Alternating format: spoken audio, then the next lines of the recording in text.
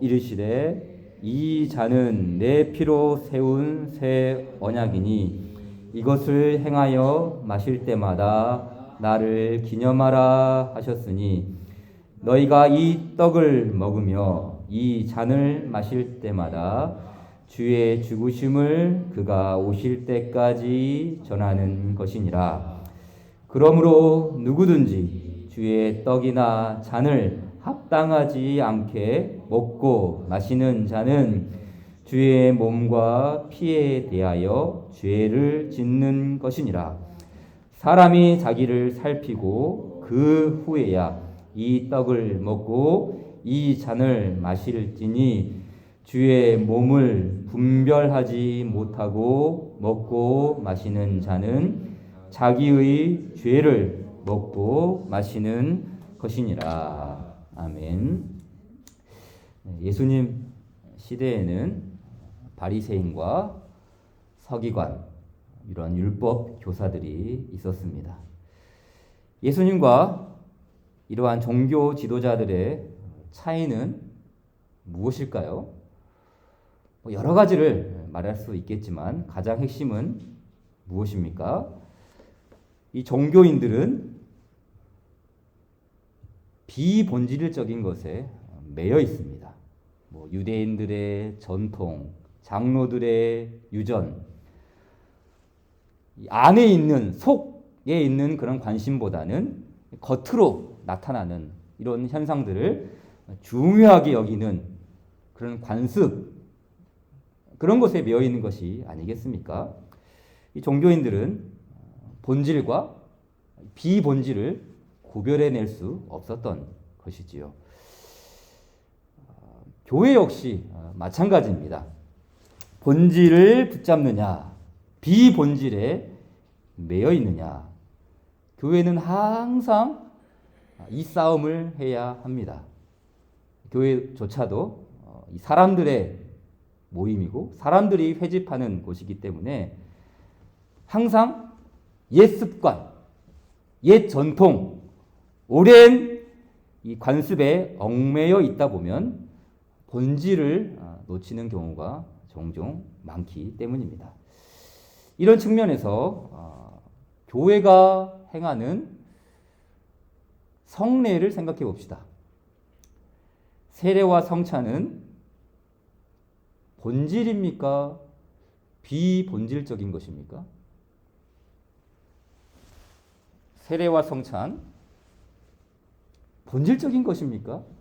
비본질적인 것입니까? 참 애매한 위치에 놓여 있는 것 같아요. 특별히 우리 한국교회의 상황 속에서 보게 되면은 성찬과 세례가 본질인가?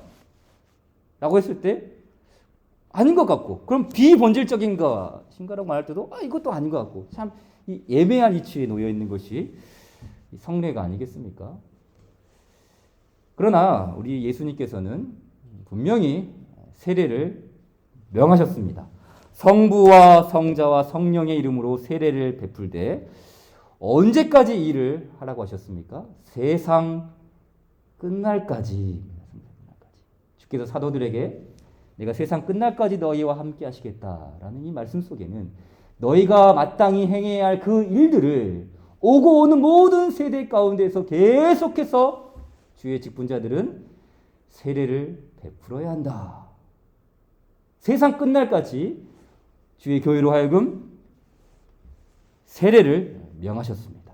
그러니까 세례는 시간이 지나고 환경이 바뀌면 사라지는 비본질이 아닙니다.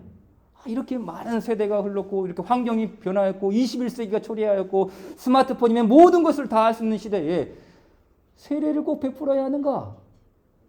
다른 방도가 있지 않느냐라고 말할 수 있겠지만 우리 주님께서는 세례를 직접 찾아가서 사람들을 대면하여서 이 세례를 베풀라고 말씀하셨죠. 성찬 역시 꼭 같습니다. 오늘 고린도전서 11장 26절 말씀에 너희가 이 떡을 먹으며 이 잔을 마실 때마다 주의 죽으심을 그가 오실 때까지 전하는 것이니라. 주님의 죽으심을 그가 오실 때까지 전하는 본질, 그것이 무엇입니까? 성찬입니다.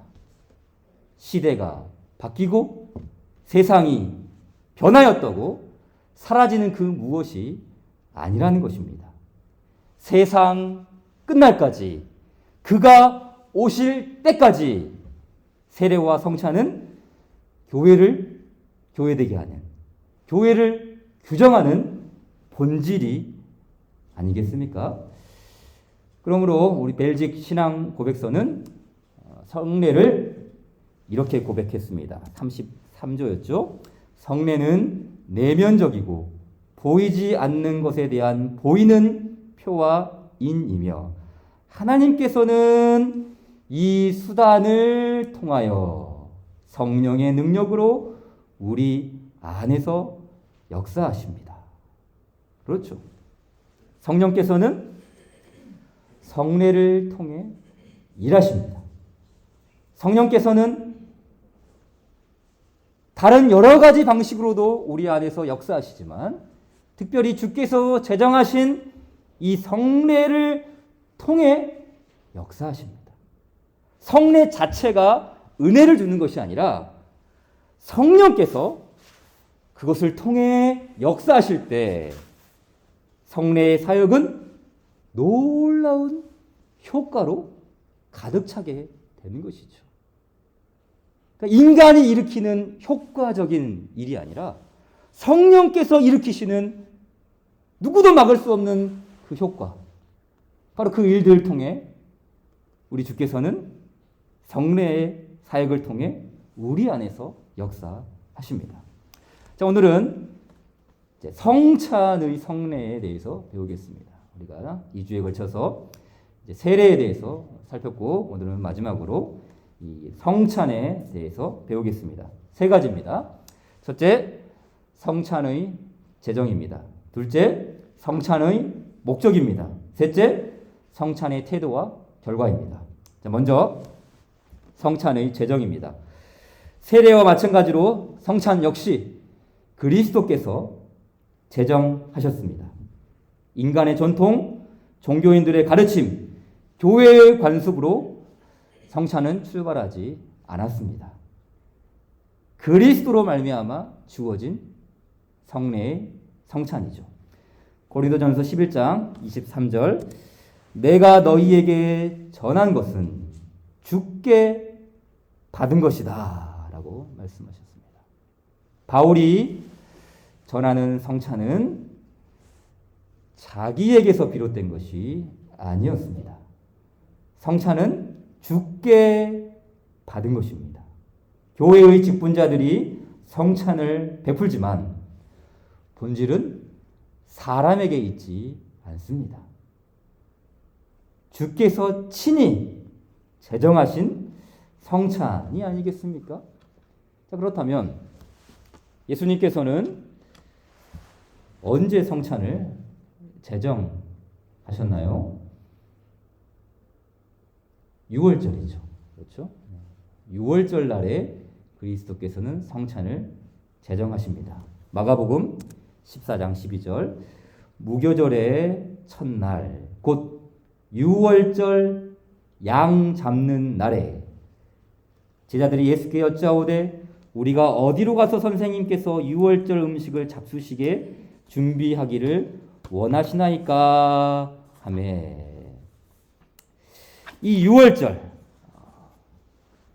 예수님께서는 이 6월절에 제자들과 함께 이것은 내 몸이다. 이것은 내 피다. 이 6월절에 성찬을 제정하십니다. 6월절은 우리가 잘 알듯이 출애굽을 기억하는 절기입니다. 어린 양의 피로 구속을 경험한 이스라엘 6월절에 예수님은 성찬을 제정하셨습니다.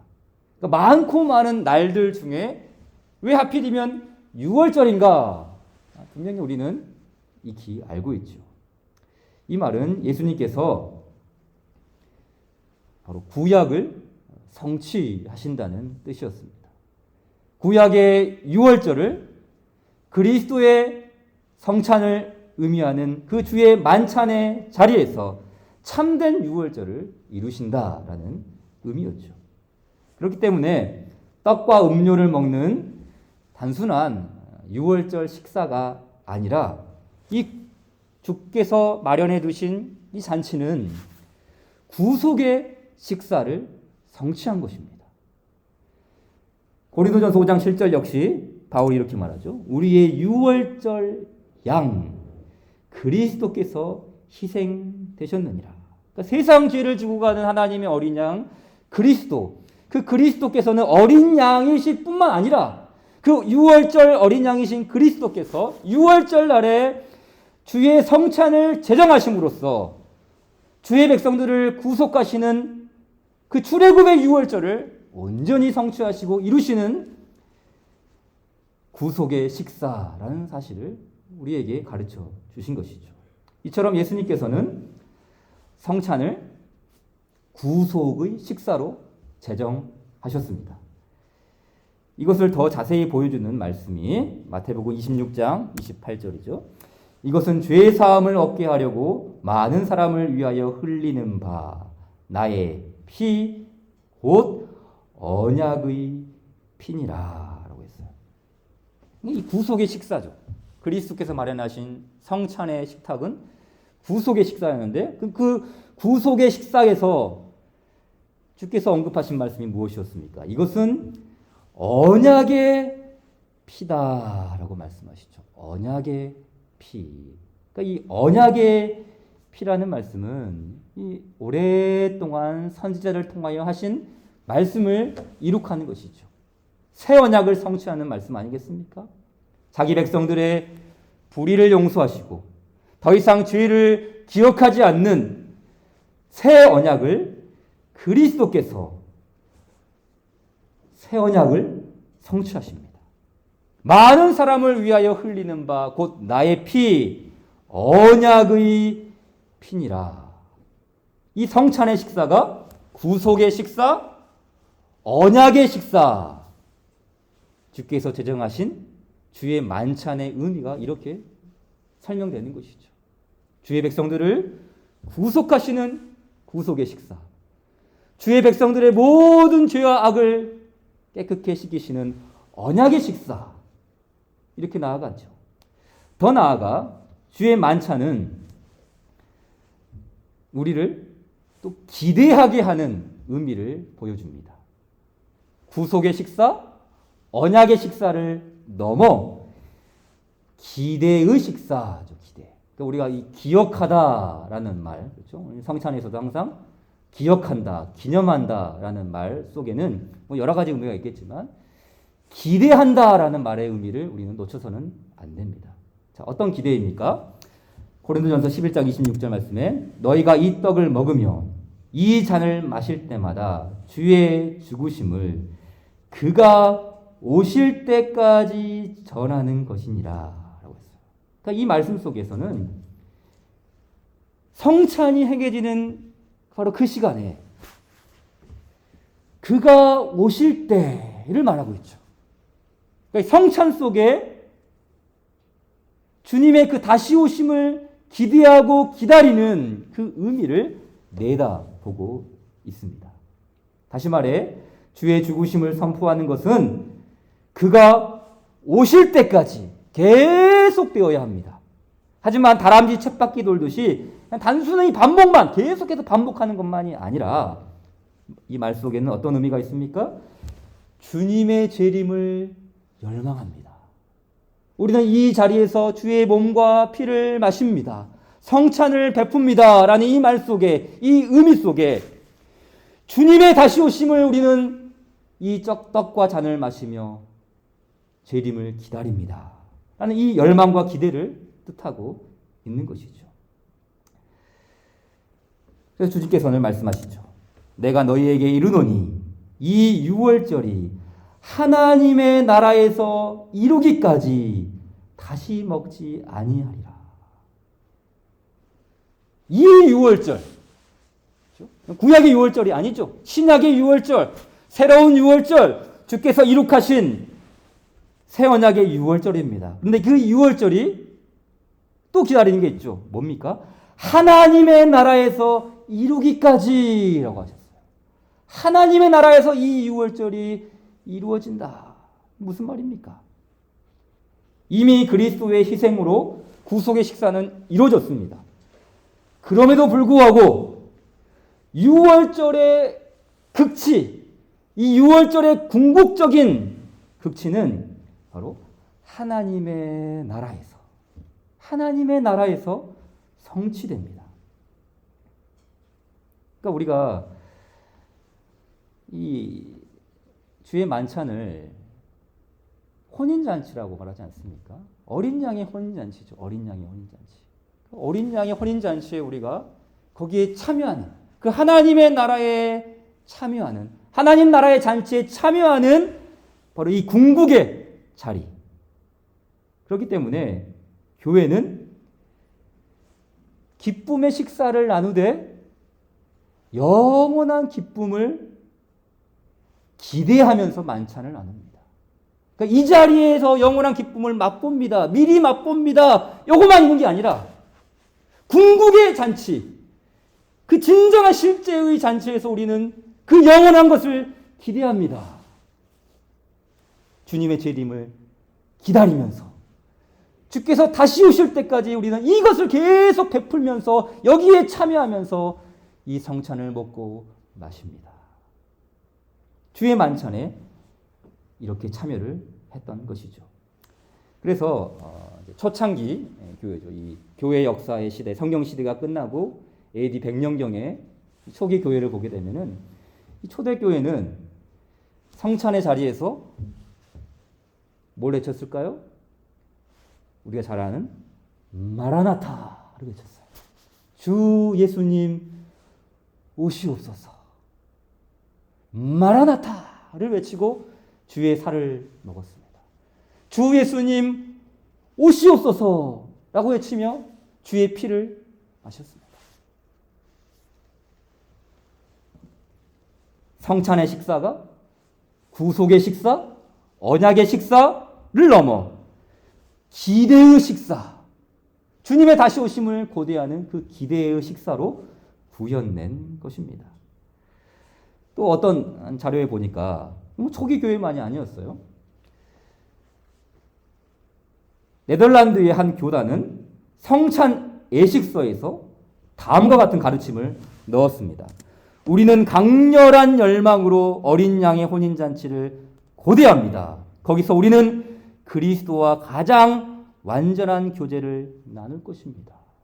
그러니까 이제 각 우리 교회 교단들마다, 교단이 속해 있는 교단들마다 예식서가 있어요. 성찬을 이렇게 베풀어라, 성례를 이렇게 행해라, 예식서가 있는데 그 표준적인 예식서에 성경에 합당한 설명을 우리에게 가르쳐 주는데, 우리는 강렬한 열망으로 어린 양의 혼인잔치를 고대합니다. 그러니까 이 성찬의 식사가 기대의 식사를 나타낸다라는 이 초기 교회의 가르침을 그대로 받아서 성경의 가르침을 따라서 함께 이 고백을 나누며 어린 양의 혼인잔치에 함께 참여하는 것 아니겠습니까? 주께서 제정하신 성찬의 의미를 성경대로 구현하는 것이죠. 자, 그런가 하면 성찬의 목적에 대해서도 살펴봅시다. 이미 예수님께서는 이렇게 성찬을 제정하시면서 그 목적이 사실은 담겨 있죠. 성찬을 제정하셨다. 왜 제정하셨는가? 그 제정 속에 목적이 있는 것 아니겠습니까? 그래서 구속의 식사, 언약의 식사, 기대의 식사라는 이 테두리 안에서 우리는 이 목적을 어느 정도 가늠할 수 있습니다. 자, 우리는 이 부분을 조금 더 정확하게 하기 위해서 우리가 배우는 벨직 신앙고백서의 내용으로 보도록 하겠습니다. 이 신앙고백서의 내용이 매우 많기 때문에 조금씩만 발췌해서 한번 살펴보겠습니다. 자, 먼저 35조 주의 만찬 한 문장을 먼저 같이 고백해 보도록 하겠습니다. 시작. 우리는 우리 구주 예수 그리스도께서 이미 중생하게 하여 그분의 가족 곧 그의 교회로 연합시키신 자들을 양육하고 보존하시기 위하여 친히 성찬의 성례를 제정하셨다고 믿고 고백합니다. 자, 고백서는 성찬의 목적을 어떻게 밝힙니까? 양육과 보존입니다. 양육과 보존. 우리의 믿음을 증진시키고 교회를 충만하게 하는 역사를 성찬을 통해 이룩하십니다. 자, 이어지는 내용도 보십시오. 신자들이 소유한 신령하고 천상적인 생명을 유지하도록 하나님께서는 하늘로부터 내려온 산떡이신 예수 그리스도를 보내셨습니다. 신자들이 그분을 먹을 때, 다시 말해 신자들이 영적으로 그분을 자기의 것으로 삼고 믿음으로 그분을 받아들일 때 그리스도께서는 그들의 영적인 생명을 양육하고 유지시키십니다. 하나님께서 우리의 영적인 생명을 유지하기 위해 보내신 것이 무엇인가? 하나님께서 우리를 위해 보내신 것이 무엇입니까? 예수 그리스도입니다. 그러니까 성찬의 떡이 아니라 예수 그리스도라는 이 사실에 우리는 주목할 필요가 있습니다. 요한복음 6장 51절 나는 하늘에서 내려온 살아있는 떡이니 사람이 이 떡을 먹으면 영생하리라. 내가 줄 떡은 곧 세상의 생명을 위한 내 살인이라 하시리라. 예수님께서는 이 요한복음 말씀을 통해서 떡을 먹으라 라고 말씀하시지 않았어요. 무엇을 먹으라고요? 이 떡을 먹으라. 하늘에서 내려온 살아있는 이 떡을 먹으라. 그리스도를 먹으라는 그리스도를. 생명의 떡인 예수 그리스도를 먹어야 합니다. 자, 그러면 우리는 어떤 방식으로 그리스도를 먹습니까? 그것은 바로 믿음이죠. 믿음. 요한복음 6장 35절 예수께서 이르시되 나는 생명의 떡이니 내게 오는 자는 결코 줄이지 아니할 터이요 나를 믿는 자는 영원히 목마르지 아니하리라. 그러니까 우리는 그리스도를 먹어야 합니다. 생명의 양식을 취해야 합니다. 그런데 그 생명의 양식, 생명의 음료를 먹는 방법은 다른 것이 아니죠. 그리스도께로 오는 것. 그리스도께로 오는 것. 그러니까 우리가 성찬을 먹을 때 집례자에 의해 성찬이 베풀어지죠.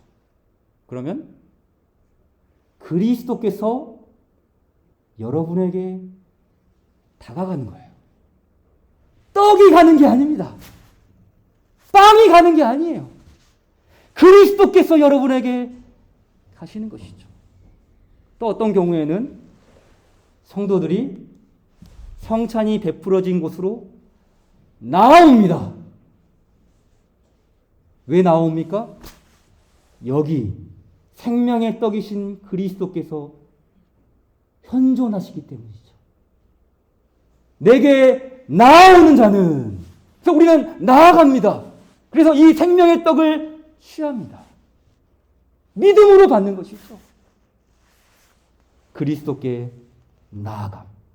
그리스도를 믿는 믿음. 그리스도를 믿는 믿음의 방식으로 영적 생명을 공급받는 것이 아니겠습니까?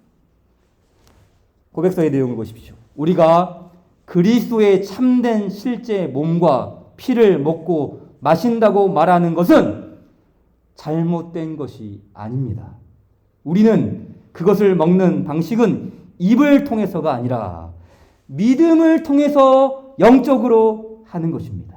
그리하여 예수 그리스도께서는 하늘에서 성부 하나님 우편에 항상 앉아 계시면서 끊임없이 우리로 하여금 믿음으로 자기에게 참여하게 하십니다. 그러니까 믿음이 얼마나 중요한지를 이 성찬은 우리에게 믿음을 주실 뿐만 아니라 그 믿음을 작동시키시고 그 믿음을 더욱 강화할 수 있도록 우리에게 믿음을 요구하시는 것이죠. 그래서 그 믿음을 양육하고 보존하시기 위하여 주께서는 생명의 양식을 우리에게 주셨습니다. 자, 이제 세 번째입니다. 그럼 어떤 사람들이 이 주의 만찬에 참여할 수 있습니까? 자, 오늘 말씀, 사람이 자기를 살피고 그 후에야 이 떡을 먹고 이 잔을 마실지니 주의 몸을 분별하지 못하고 먹고 마시는 자는 자기의 죄를 먹고 마시는 것이니라. 성경은 자기를 살핀 후에 성찬에 참여하라고 가르칩니다. 자, 자기를 살핀다는 것은 어떤 의미입니까? 자기를 살핀다. 저도 이제 어렸을 때 성찬에 참여할 때 이 말씀을 목사님께서 봉독하시죠. 그러면 이게 어떤 의미지? 아, 내가 어저께 죄 지은 건 없나? 지난날에 잘못한 건 없나? 뭐 이런 것을 살피란 말인가? 뭐 그런 의미도 있을 수 있겠죠. 자, 이 자기를 살핀다라는 이 말, 하이델베르크 요리문답이 아주 적실하게 설명을 해줍니다. 81문을 보십시오. 누가 주의 상에 참여할 수 있습니까? 자, 같이 읽어볼까요? 시작. 자신의 죄 때문에 자신에 대해 참으로 슬퍼하는 사람, 그러나 그리스도의 고난과 죽음에 의해 자기의 죄가 사하여지고 남아있는 연약성도 가려졌음을 믿는 사람, 또한 자신의 믿음이 더욱 강하여지고 돌이킨 삶을 살기를 간절히 소원하는 사람이 참여할 것입니다. 그러니까 여기서 가르치는 바가 무엇입니까? 누가 주의 상에 참여할 수 있는가? 자기를 살핀 후에 이 상에 참여하라 그러셨는데 자기를 살핀다라는 말이 무엇인가? 자신의 죄 때문에 자신에 대해 참으로 슬퍼하지만 그러나 그것만으로 끝나는 것이 아니라 그리스도의 고난과 죽음에 의해 내 죄가 사하여졌습니다. 그리고 나에게 남아있는 그 연약함, 부족함, 모든 연약성도 주의 보혈로 가려졌습니다. 이 믿음을 가지고 나의 믿음이 연약하지만 더욱더 주님 앞에 나아가기를 원합니다. 더 간절하게 주 앞에 가까이 가기를 원합니다. 주님과 더욱더 연합하기를 원합니다.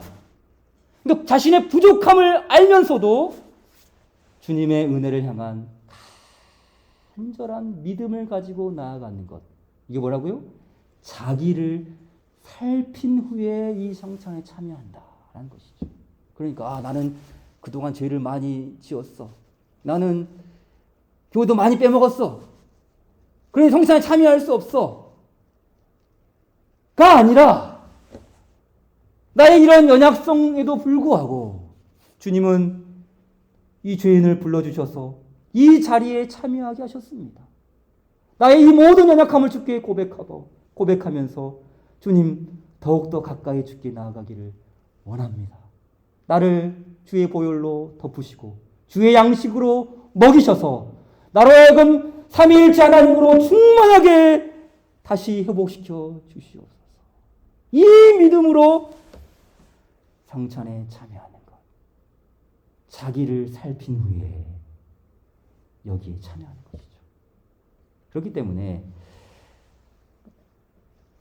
우리 자신과 관련해서 내가 어떤 믿음의 상태에 있느냐, 나의 심리적인 상태가 어떠한가, 나의 어떤 외적인 모습들이 무엇인가, 이런 자신에 대한 믿음을 살피고 참여하는 것이 아니라 하나님의 약속에 대한 믿음이죠. 하나님의 약속에 대한 믿음. 나는 하나님 앞에 큰 죄인입니다. 나에게는 죄와 비참함이 있을 뿐입니다. 그럼에도 그리스도께서는 그의 보혈로 나의 모든 죄값을 완전히 치르고 나를 마귀의 모든 권세에서 해방하셨습니다. 비록 여전히 내 안에는 연약함이 남아있지만 주께서는 이것까지도 나를 구속하셨습니다. 그러므로 나는 돌이켜 그리스도께로 향합니다. 주께로 나아갑니다. 나는 내 믿음이 더욱 강하여지고 돌이킨 삶을 살며 감사의 삶을 살기를 원합니다. 바로 이 믿음이 자기를 살피고 주의 상에 참여하는 믿음이 아니겠습니까? 마지막으로 성찬의 결과입니다. 신앙고백서를 보십시오.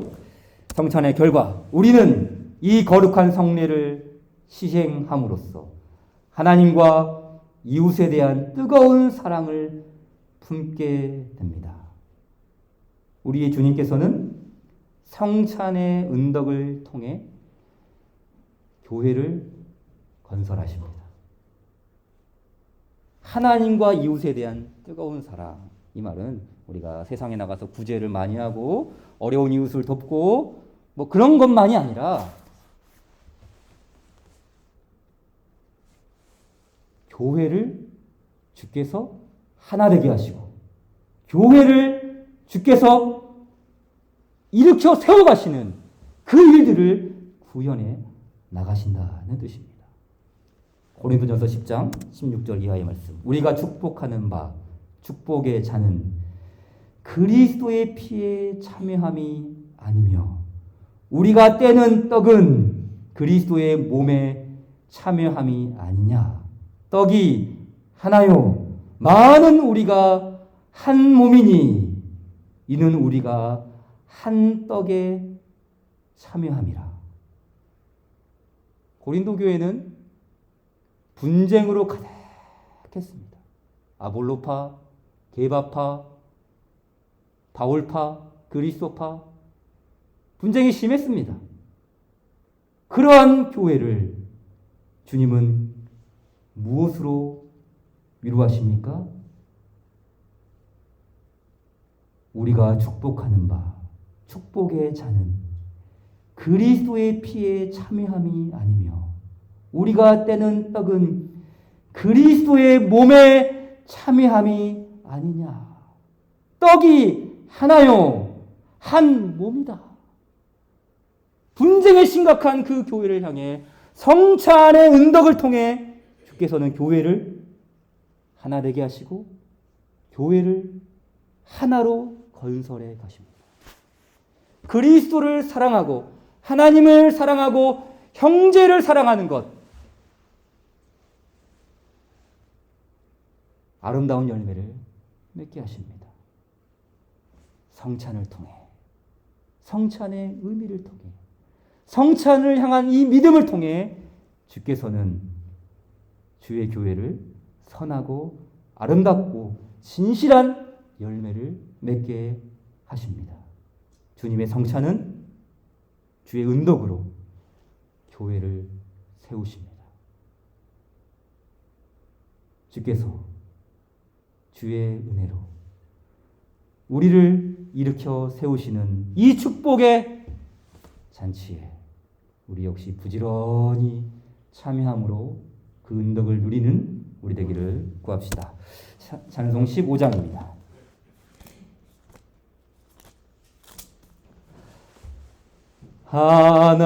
하나님의 크신 사랑 하늘에서 내리사 우리 맘에 항상 계셔 온전하게 하소서.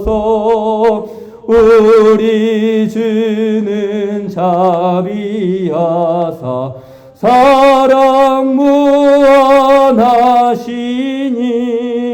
두려워서 떠는 자를 구원하여 주소서. 걱정 근심 많은 자를 성령 감화하시며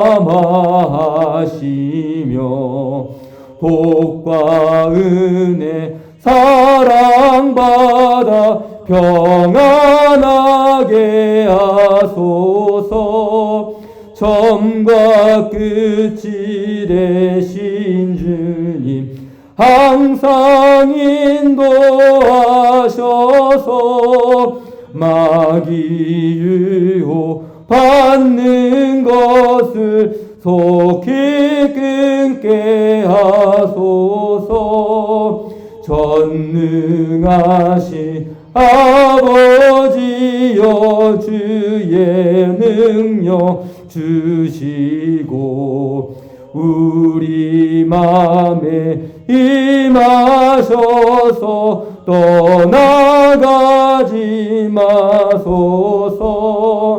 주께 영광 항상 돌려 천사처럼 섬기면 주의 사랑 영영토록 찬송하게 하소서.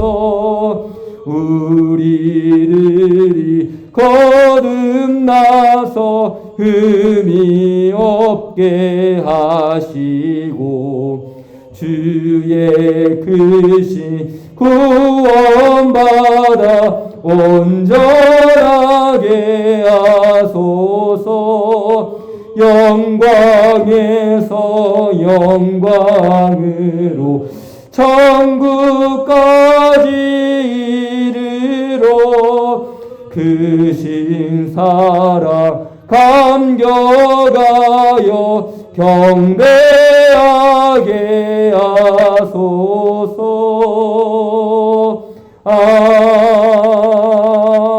아멘.